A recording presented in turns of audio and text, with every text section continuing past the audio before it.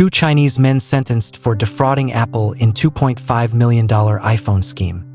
Two Chinese nationals living in Maryland have been sentenced for defrauding Apple out of millions of dollars worth of iPhones, the U.S. Department of Justice announced on Thursday. Sun Haoyan, 34, of Baltimore, was sentenced to 57 months in prison and 3 years of supervised release.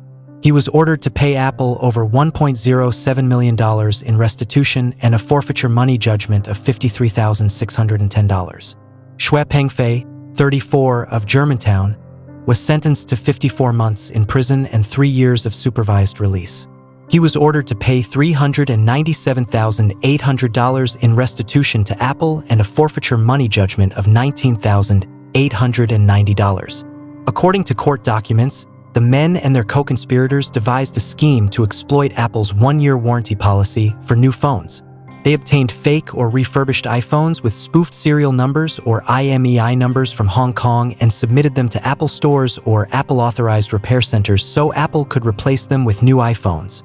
Between May 2017 and September 2019, the group submitted over 6,000 inauthentic phones to Apple, causing an intended loss of approximately $3.8 million and an actual loss of more than $2.5 million. The DOJ said in a press release on Wednesday, the same day that both men received their sentencing. On February 20th, following a 3.5-day trial, Sun and Xue were convicted by a federal jury in the U.S. District Court in the District of Columbia of 1 count and 6 counts of mail fraud, respectively, and the men were each convicted of 1 count of conspiracy to commit mail fraud.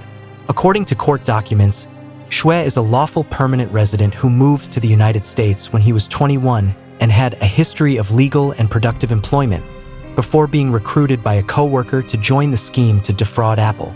Sun moved to the United States in 2007 with his mother when he was 17.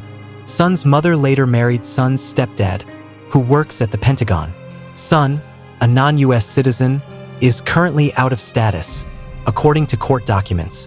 Sun submitted at least 3,245 phones for repairs, and Apple issued replacement phones for 2,103 of them, worth $1.26 million, while Xue submitted 1,017 and got 705 replacement phones, worth $423,000. Another alleged conspirator was accused of submitting 1,930 phones, and their alleged handler submitted 157 phones, the documents show.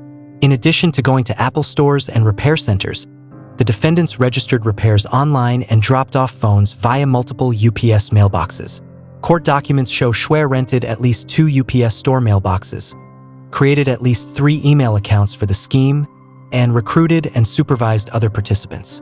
Sun opened at least 8 UPS mailboxes, created multiple email addresses, used more than a dozen names, and supervised at least 1 other person. The court heard on January 31, 2018, that a postal inspector and another government agent spoke to Sun after 3 packages of phones, including counterfeit phones, from Hong Kong were intercepted. Still, Sun continued with the scheme until his arrest in December 2019. In April, Sun's lawyer, Stephen Brenwald, filed a motion for a new trial or judgment of acquittal, citing insufficient evidence. According to Brenwald, Sun's conviction hinged on 2 phones he had mailed from a Washington location on October 3, 2018, and government witnesses failed to prove that the 2 phones were counterfeit.